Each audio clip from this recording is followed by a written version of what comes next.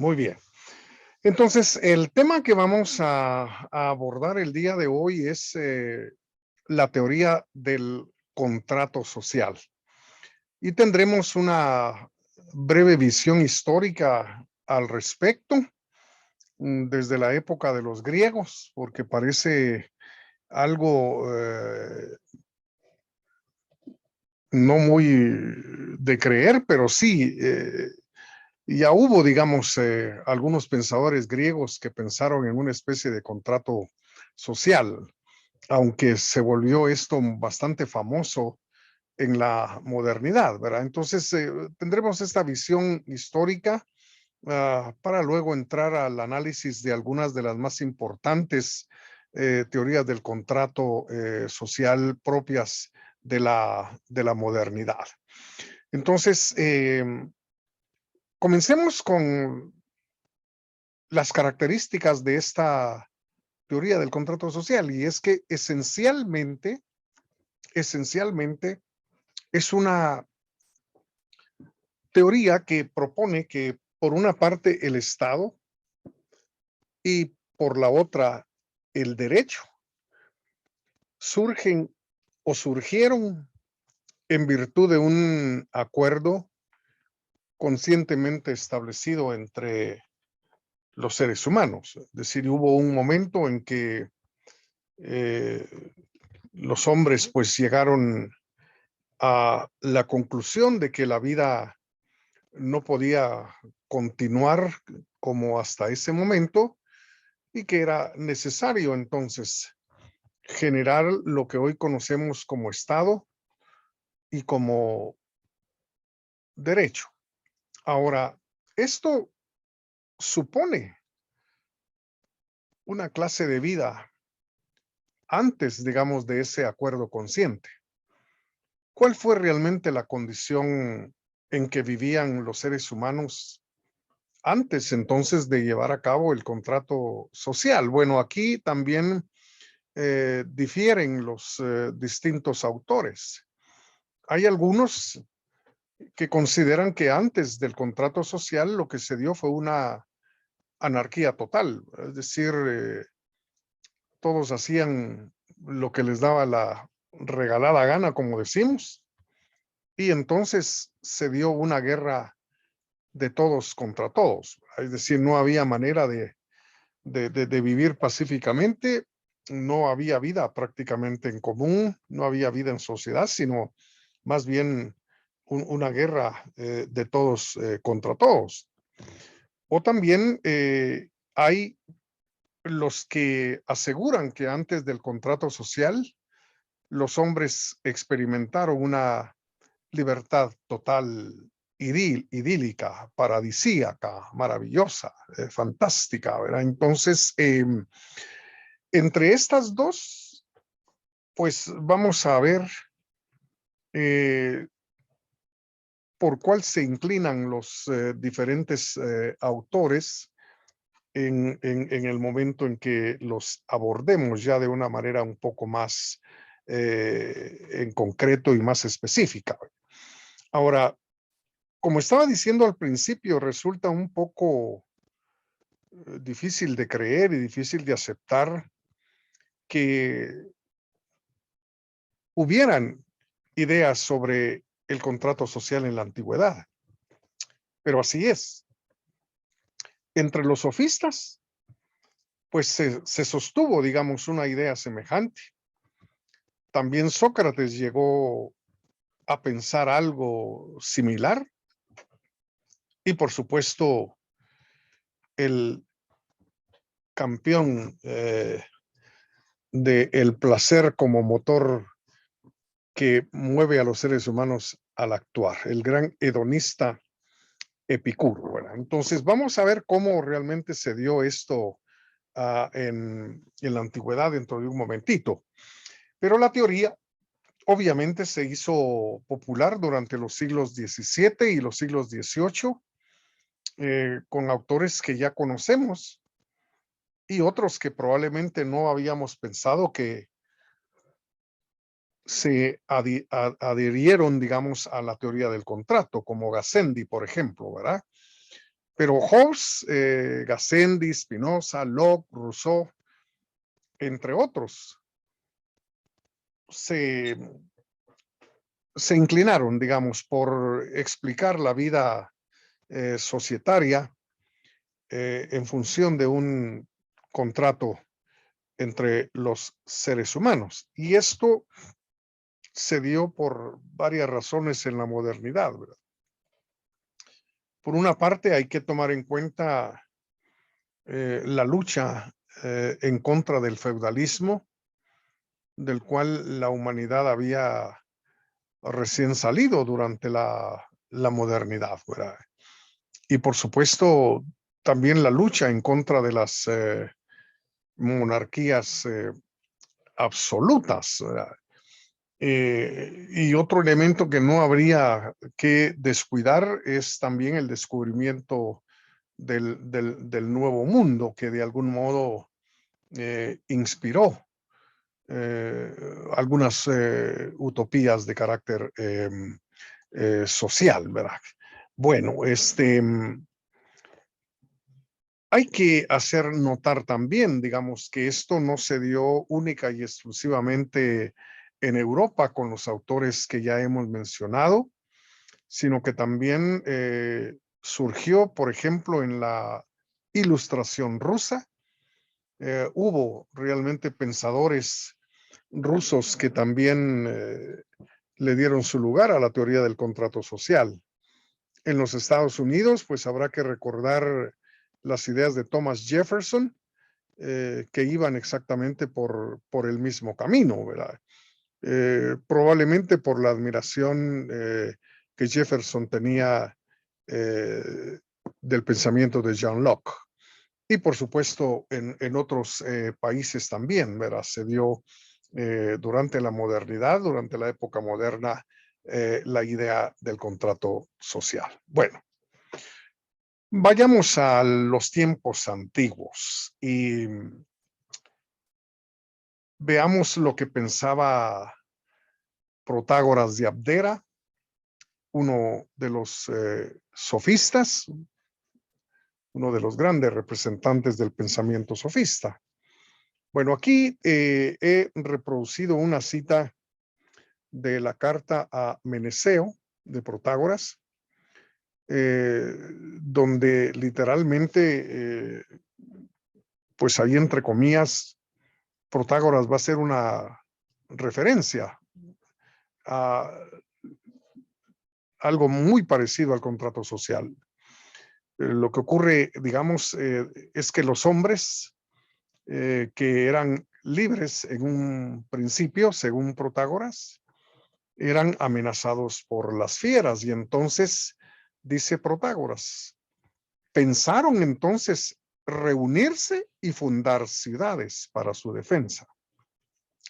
Pero una vez juntos, se hacían daño unos a otros a causa de no conocer el arte de la política, de tal manera que comenzaron a dispersarse y a perecer. Entonces Zeus, inquieto por la amenaza de nuestra especie a desaparecer, envía por medio de Hermes el pudor y la justicia, a fin de que existieran en sus ciudades la armonía y los lazos creadores de la amistad. Bueno, situación original. Bueno, amenazados los hombres por las fieras. Y entonces toman la decisión, digamos, de crear asentamientos humanos, poblaciones, pequeñas ciudades. Pero sucede que ya viviendo, digamos, en ese contexto, los hombres comienzan a pelear entre ellos, a hacerse daño.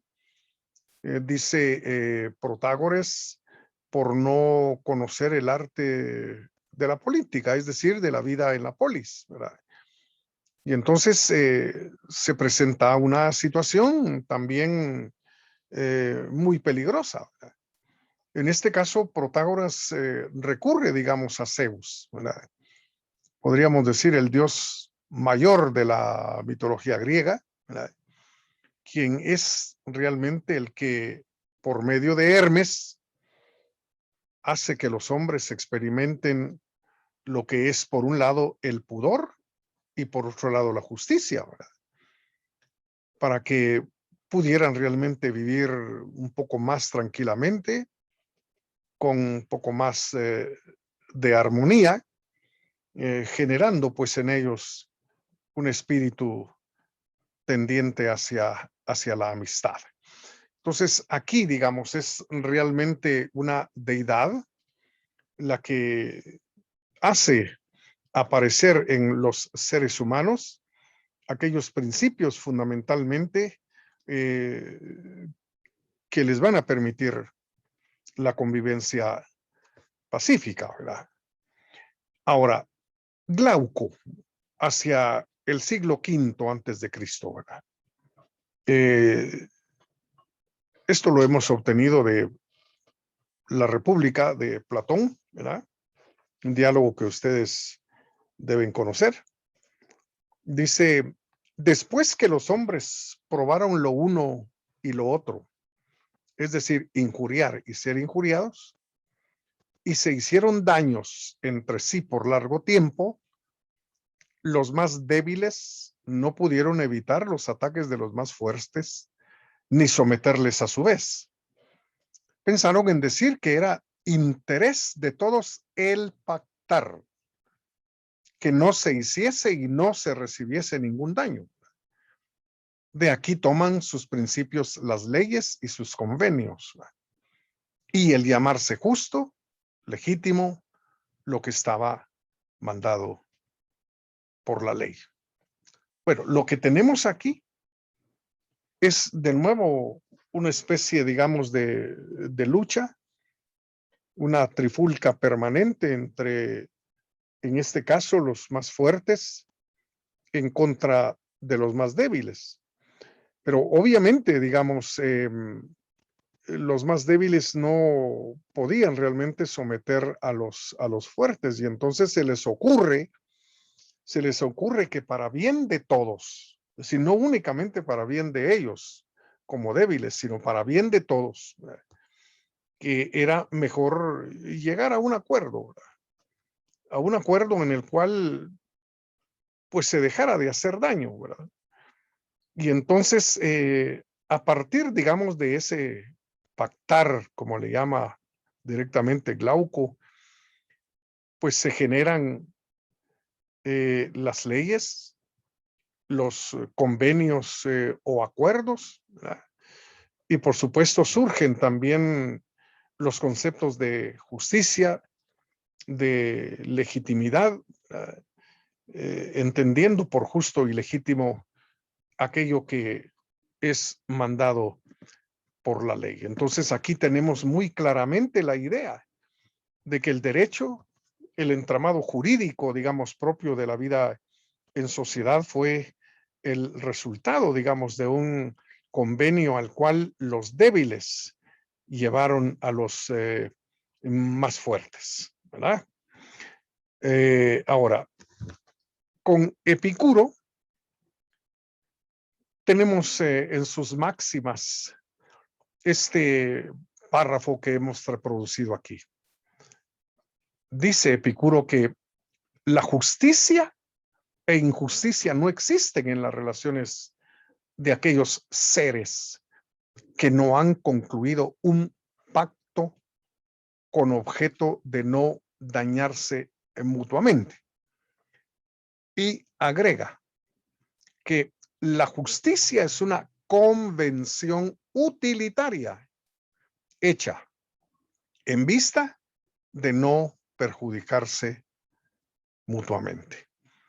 Creo que está claro aquí el asunto del pacto social, ¿verdad? Aunque no se le denomina realmente así, pero es interesante que de nuevo se le dé énfasis al derecho, se le dé énfasis a los aspectos relacionados con la ley, ¿verdad? puesto que en ausencia de ese pacto, dice Epicuro, los hombres no llegan realmente a reconocer lo que es justo ni lo que es injusto, y tampoco llegan a tener claro el no producirse daño mutuamente.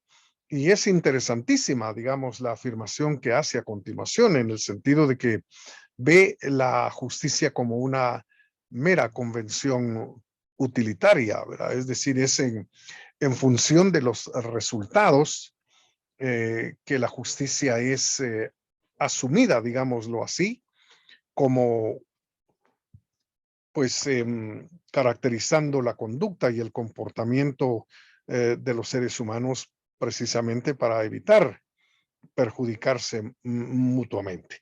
Entonces está claro aquí que Epicuro sostiene pues una teoría contractualista que tan importante papel desempeñó en todo el desarrollo posterior de la teoría, tanto política como jurídica. Bueno, lo que hemos dicho hasta este momento es lo siguiente: para Protágoras, la justicia, o sea, el derecho, tiene origen divino, es Zeus, a través de Hermes, digamos, el que le enseña o le impone, digamos, a los hombres el proceder justo, ¿verdad? Para Glauco, el contrato es una especie de engaño de los débiles hacia los fuertes, ¿verdad? Recibiendo tantas agresiones de parte de los fuertes, pues los convencen de llegar a un acuerdo, dado que no pueden contra ellos ni los pueden vencer. Entonces, con engaño, los conducen realmente a un acuerdo que va a beneficiar a todos, va a evitar que todos se hagan daño mutuamente. Ahora, lo que hemos visto en relación con Protágoras, con Glauco, carece realmente de una verdadera profundidad moral, si queremos decirlo así, y no genera, digamos, propiamente vida social ni Estado. Es decir, lo único, digamos, que está en juego aquí es el evitar producir daños, el evitar traer, digamos, consecuencias reprobables y negativas sobre los demás, pero propiamente hablando, no hay, digamos, un desarrollo hacia una auténtica vida en sociedad, y mucho menos hacia el concepto de Estado. Ahora, para Epicuro, haya su razón de ser en la propia naturaleza humana, en su afán de alcanzar la felicidad por medio, digamos, de la tranquilidad social. Recordemos que, según Epicuro, es una cuestión inherente, digamos, al ser humano, el actuar siempre buscando aquello que le satisface, ¿verdad? Ciertamente el concepto de hedoné en Epicuro ha sido muy mal entendido, pésimamente entendido, como, digamos, enfatizando el placer puramente sensual o incluso carnal, ¿verdad? Es decir, en buena parte, tal vez las comunidades cristianas primitivas tienen la culpa, por decirlo así, de esta manera sesgada de entender el placer en el pensamiento de Epicuro. Pero está claro, y él mismo lo decía, que no está refiriéndose única y exclusivamente, digamos, a esa clase de satisfacciones. Claro, está incluido, digamos, lo sensual, el comer, el beber, aparearse, en fin, etcétera, dentro de su concepto de placer, pero va muchísimo, pero muchísimo más allá, ¿verdad? Hacia el placer de leer una buena obra literaria, de ver una buena obra de teatro, el placer que produce la música, el placer de la amistad, el placer de ayudar incluso a alguien que la está pasando muy mal, ¿verdad? Y entonces, desde esta perspectiva, considerando Epicuro que eso está, digamos, en la misma naturaleza humana, Según él, entonces, es el motivo que lleva a los seres humanos a entrar en ese acuerdo y en ese pacto, ¿no? Porque si no hay tranquilidad en las relaciones con nosotros, pues se hace realmente muy difícil, ¿verdad? El que la naturaleza humana concrete, digamos, esas satisfacciones que le dan de algún modo sentido a la vida. Entonces, se trata, digamos, acá, en cierto modo, para Protágoras, para Glauco, para Epicuro, pues no de un contrato a favor de unos pocos, eso sí está claro, sino que es a favor de todos, ¿verdad? Y parecen entender ellos que sin el pacto, sin el contrato social, la existencia del hombre hasta cierto punto no sería posible, o sería una existencia verdaderamente incómoda que terminaría muy pronto, ¿verdad? Dadas las enemistades, las agresiones, la falta de paz y de armonía entre los seres humanos. Bueno, llegamos ahora a la teoría del contrato social en la modernidad y ocupémonos a continuación del pensamiento de Thomas Hobbes. En la base de su manera de ver las cosas, Thomas Hobbes dice que el único derecho que naturalmente el hombre tiene, que está arraigado y fundamentado en la naturaleza misma, ¿verdad?, es el derecho a la defensa de su propia existencia, ¿verdad? No hay más. Simplemente defenderse para mantenerse vivo. Esa es la cuestión realmente fundamental aquí. Sobre todo porque los demás están interesados también en lo mismo, en mantenerse vivo. Y por supuesto que los medios al alcance para poder preservar la existencia, pues no son abundantes. Y entonces esto promueve, digamos, una lucha constante y permanente entre los hombres, de tal manera que el único derecho natural es ese, el de defenderse y el de afirmar y preservar la propia existencia. Y el mismo Hobbes asegura que la defensa precisamente de la existencia de uno o de cada uno frente a los demás seres no tiene límite, es decir, no está, digamos, limitado por nada. ¿Por qué? Porque cualquiera puede ser un enemigo y todo puede servir también como medio de defensa. Entonces, estamos aquí ante una actitud, digamos, de defensa, una actitud de defensa permanente y obviamente una actitud de agresión también, ¿no?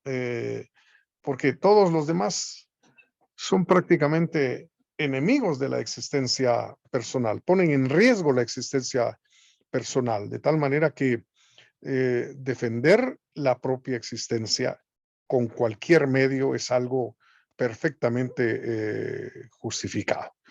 Entonces, el resultado, digamos, de este ambiente en el que nos está colocando Thomas Hobbes es la guerra de todos contra todos, la anarquía total.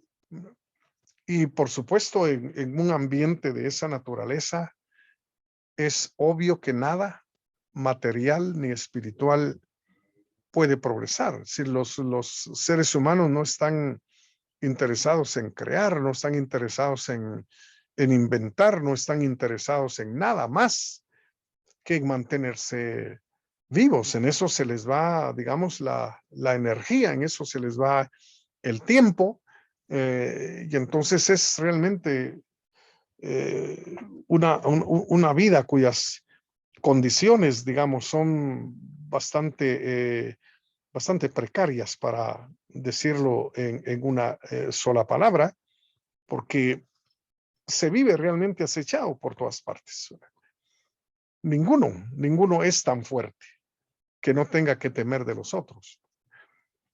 Y nadie tan débil que no pueda ser peligroso. Es decir, en una sola palabra, el hombre es una bestia para los demás hombres. Esa es la idea fundamental, digamos, a que da lugar el pensamiento de Thomas Hobbes, ¿no? No hay normas, por supuesto, ¿verdad? No hay principios ni leyes, ¿verdad? Entonces, esa vida horrorosa llega a su fin mediante la creación artificial de la sociedad, ¿verdad? Y del Estado, precisamente por medio de un contrato. Es decir, los hombres de alguna manera se convocan y se reúnen para hacer surgir la vida en sociedad y fundamentalmente para crear lo que se conoce como Estado, y esto por medio de un acuerdo. Ahora, por supuesto, el gobierno que surge, digamos, de este pacto, según Thomas Hobbes, y de acuerdo con la naturaleza bélica, digamos, y destructiva del ser humano, tiene que ser un gobierno, ahí eso está mal escrito.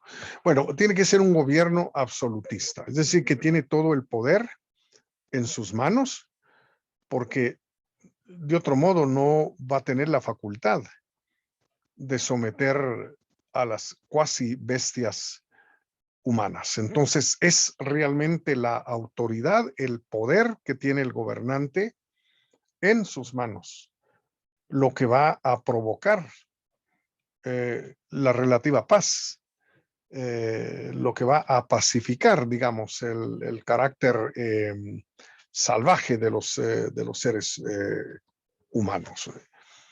Entonces, el estado de naturaleza, que es el estado anterior al pacto social, dice Hobbes, es aquel tiempo en el que viven los hombres sin un poder común que los obligue a todos al respeto. Entonces, si antes cada hombre tenía miedo de los demás hombres, ahora todos los seres humanos tienen miedo del gran Leviatán, ¿verdad?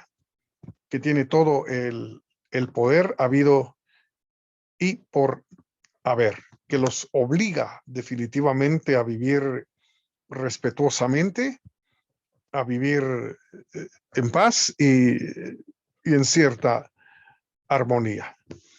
Aquí obviamente hay una antropología negativa y pesimista, es decir, el hombre es considerado como malo por naturaleza y solo puede contenerse el mal que el ser humano puede hacer gracias al poder ejercido por el gobernante. No hay entonces aquí ningún entusiasmo por el hombre, al contrario, es una visión rotundamente pesimista y negativa de los seres humanos. Bueno, pasemos revista al pensamiento de John Locke, otro de los representantes de la teoría del contrato social. Ahora, Locke tiene una manera distinta de enfocar la vida anterior al pacto social. Consideró que el estado de naturaleza, ¿sí?, pues hacía a los hombres libres y también iguales. Locke no acepta, digamos, la idea de una guerra permanente de los unos contra los otros. Más bien cree realmente que antes del contrato social, los seres humanos eran igualmente libres y también tenían una igualdad de derechos, para decirlo en una sola palabra. Y Locke, recordemos, es uno de los grandes representantes también de la doctrina de la ley natural. De modo que según su pensamiento, todo hombre tiene conciencia, tiene conocimiento de la ley natural. Y es la razón la que nos informa que no es legítimo dañar la vida de otros hombres ni atentar contra sus posesiones. Esto supone lo que es del conocimiento de todos los seres humanos antes del aparecimiento del contrato social. Así como no desea uno que lo dañen, pues no va a dañar a otros, ¿verdad? Así como no quiere que atenten en contra de sus posesiones, tampoco va a atentar en contra de las posesiones ajenas. Recordemos que para Locke el derecho de propiedad es realmente elemental y fundamental, y lo basa en la propiedad que cada uno tiene de sí mismo, ¿verdad? Es decir, él mismo piensa que Dios pudo habernos creado y colocado en un mundo donde todo era de todos, pero en ese mundo común había una propiedad, la propiedad de cada uno de sí mismo, de sus pensamientos, de sus fuerzas. Y entonces, sobre esa propiedad que cada uno tiene de sí mismo, Locke fundamenta el derecho de propiedad en términos generales, el derecho a poseer cosas, a tener posesiones. Y por supuesto, reitera también el derecho de conservación, el de defensa de la vida, el de la libertad y por supuesto el derecho a la propiedad, ¿verdad? Ahora, del derecho de propiedad de sí mismo, Locke pasa, como ya dijimos, al derecho eh, de tener y de poseer cosas, ¿no? Porque él mismo dice, ¿no? Si Dios nos ha puesto en un mundo que es de todos, pues quien corta un fruto con su ingenio, con su fuerza física, pues ese fruto ya no le pertenece a todos, le pertenece a quien lo ha sacado prácticamente de la naturaleza, o quien va a traer un par de cubetas de agua al río que es de todos, pues ocurre que gracias al empleo que hace de su propia inventiva, de sus propias fuerzas físicas, pues ese par de cubetas de agua ya no son de propiedad común, sino de quien fue a traerlos al río. Entonces, el derecho a ser dueño de uno mismo, de sus pensamientos y de su propio cuerpo es el fundamento que John Locke propone para el derecho de propiedad. Ahora, la sociedad civil, como se le denomina, se justifica porque eh, con ella podremos salvaguardar con más eficacia nuestros derechos y nuestras libertades. Porque antes realmente de que ocurra el contrato social, cuando alguien veía, digamos, su derecho o sus derechos conculcados o pisoteados por alguien, pues lo que se esperaba es que hiciera justicia por su mano, por su propia mano, como se dice. Pero esa vida, digamos, de andar haciendo justicia por mano propia no era una vida, digamos, deseable, no era realmente lo mejor. Y entonces, cuando el contrato realmente se da, se formaliza, por decirlo así, la denominada sociedad civil, sobre todo con el aparecimiento del gobierno. Y solamente viviendo así es que se puede salvaguardar con más eficacia los derechos y las libertades individuales. Entonces, según Locke, hace falta también una ley escrita, es decir, la llamada ley natural no es suficiente.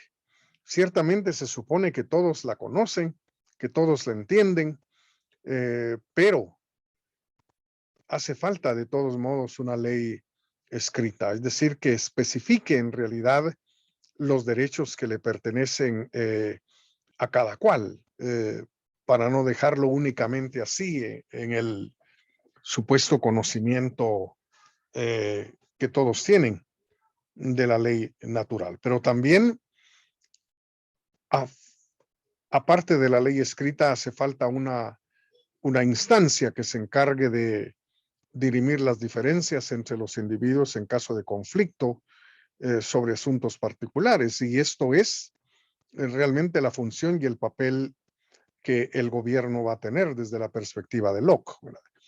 Porque en el pacto realmente lo que se llega a hacer es renunciar a hacer justicia por mano propia. Esa capacidad que le asiste a cada uno de defender sus derechos y de, por supuesto, darle la recompensa a quien los ha violado, pues se traslada realmente a una instancia en concreto que será el gobierno, que reúne, que junta, digamos, que aglutina la capacidad de cada quien para defenderse y está dedicado entonces a la defensa de los derechos y las libertades individuales, pues pudiendo de ese modo dirimir conflictos, resolver problemas, incluso impartir castigos también a quienes han violado, digamos, los derechos de alguien, ¿no? En este caso, pues, como decimos, de perseguir y de castigar a aquellos que no respeten la ley o las sentencias, ¿verdad?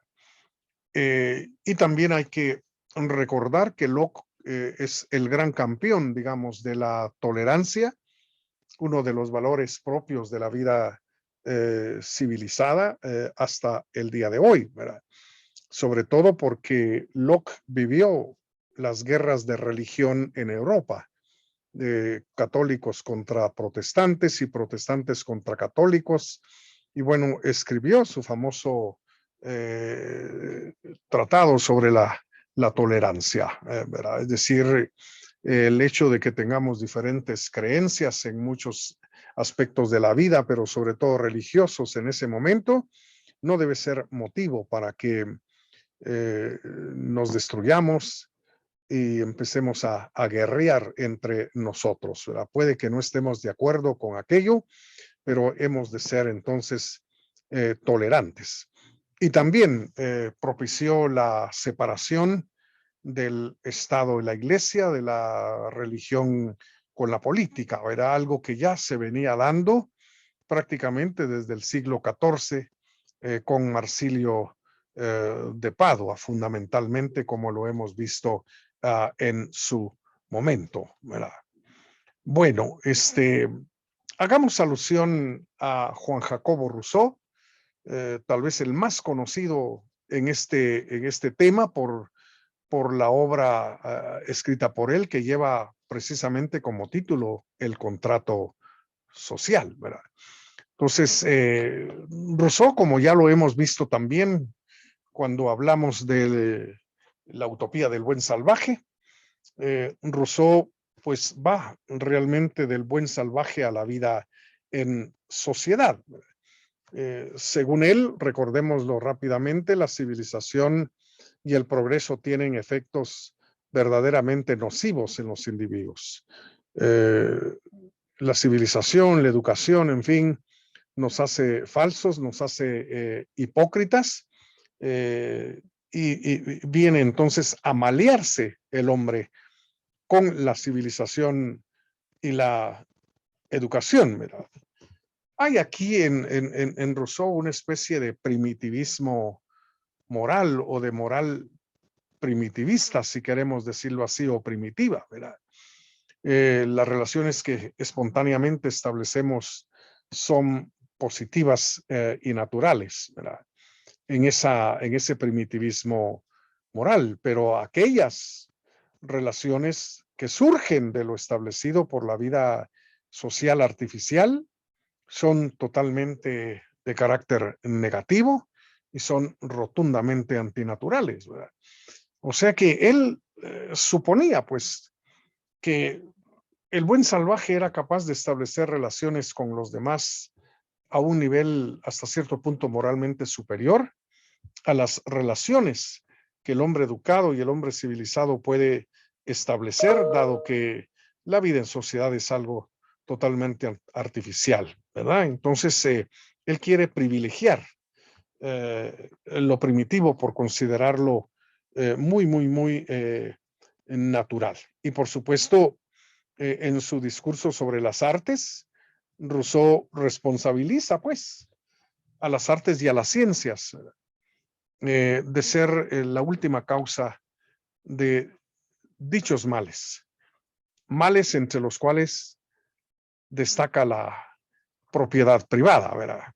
Eso haciendo alusión, recordémoslo de nuevo, al mito del buen salvaje, creyendo pues que los habitantes del Nuevo Mundo andaban sobre el oro y sobre la plata y no tenían ningún anhelo realmente por poseerlos, por tener riquezas ni cosas de esa naturaleza, ¿verdad? Entonces, entre los males, para Rousseau, está precisamente el derecho de propiedad.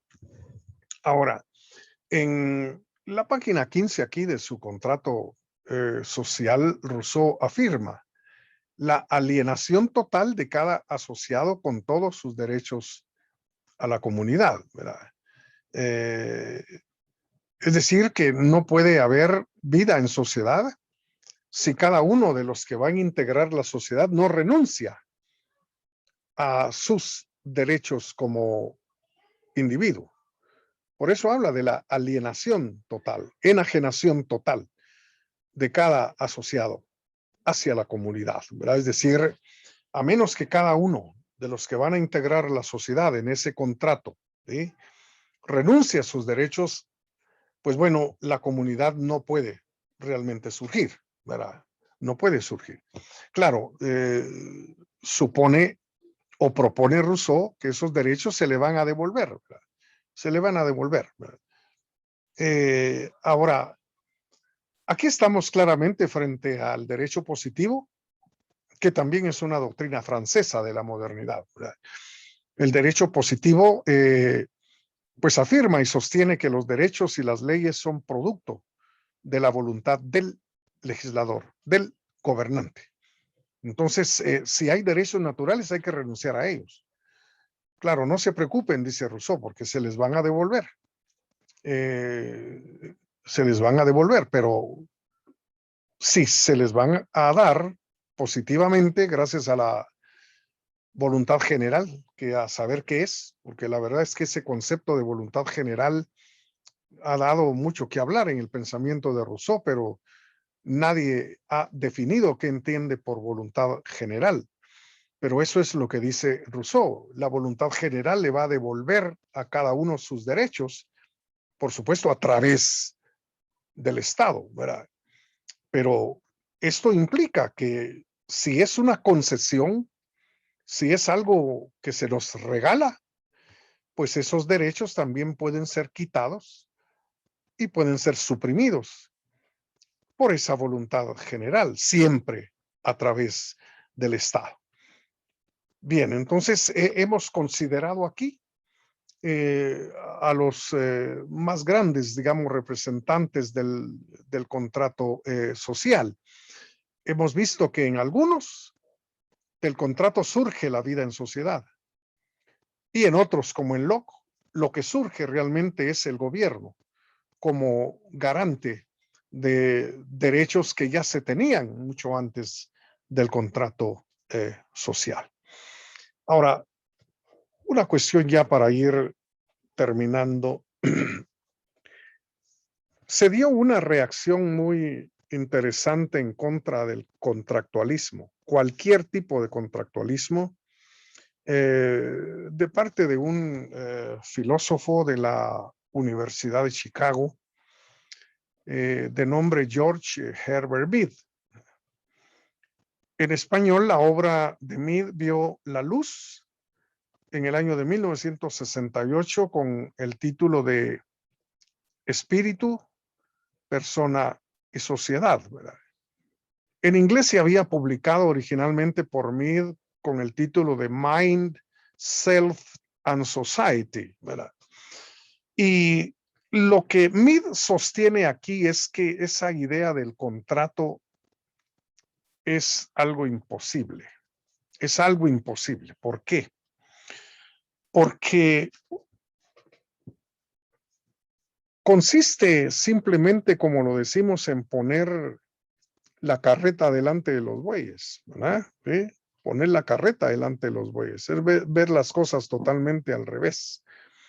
Porque dice Mead, la teoría del contrato supone que hay seres humanos inteligentes antes del aparecimiento de la vida en sociedad. Que hubo seres humanos inteligentes capaces, digamos, de efectuar ese contrato, generar la vida en sociedad, generar el Estado, generar el derecho, mucho antes de la vida en sociedad. Esto porque George Herbert Mead sostiene la idea de que la inteligencia humana se construye precisamente viviendo en sociedad. Y si no hay sociedad, entonces ¿de dónde va a sacar la inteligencia el hombre? De modo que para él la teoría del contrato es realmente poner las cosas completamente al revés, ¿verdad? Es decir, no hay para George Herbert Mead seres humanos inteligentes que no sean seres que han vivido en sociedad. Bueno, resulta un poco interesante la propuesta de George Herbert Mead. Ahora, ¿qué surge del contrato? Para Hobbes, la sociedad, gracias a leyes impuestas por el gobernante. ¿Quién es la fuente de la ley y el derecho? Para John Locke, lo que surge del contrato es el aparato de gobierno, que garantiza derechos poseídos con anterioridad. Y para Rousseau, también surge la sociedad, al igual que para Hobbes, solo que merced a la renuncia de los derechos individuales. Es la condición que pone realmente Rousseau para la vida en sociedad.